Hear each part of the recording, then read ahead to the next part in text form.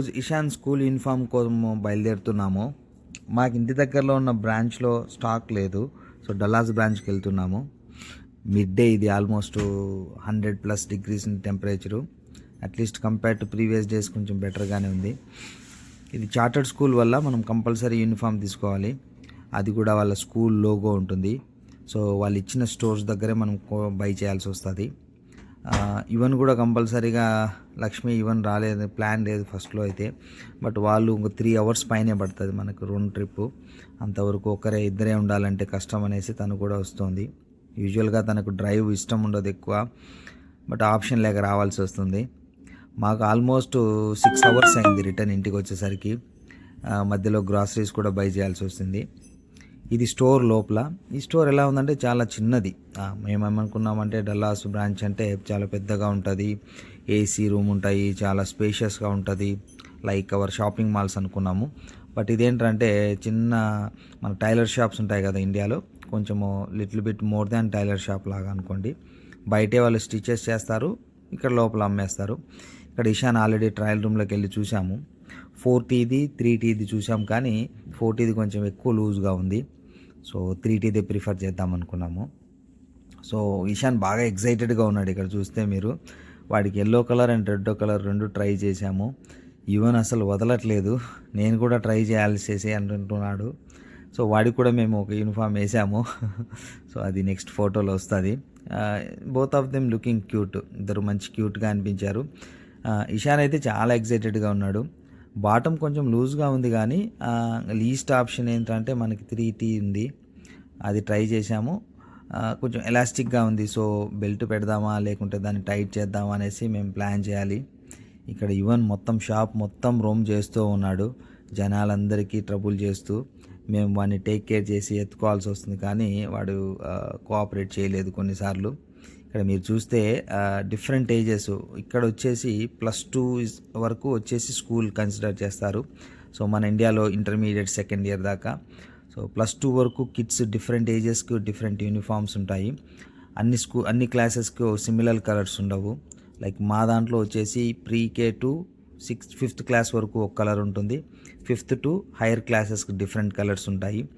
So girls కూడా ఉంటాయి same uniforms, but maybe different colours, different patterns వాళ్ళకి. ఇక్కడ చూస్తే ప్రైస్ ట్యాగ్స్ ఉన్నాయి.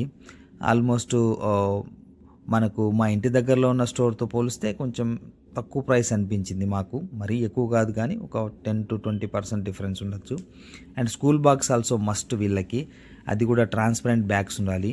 ప్రీ-K స్టూడెంట్స్కి మ్యాండటరీగా ట్రాన్స్పరెంట్ బ్యాగ్స్ ఉండాలి. మేబీ సేఫ్టీ పర్పస్ కోసం అనుకుంటాను వాళ్ళు అది ఇంట్రడ్యూస్ చేశారు. ఇక్కడ చూస్తే almost hundreds of schools and school uniforms ఉన్నాయి.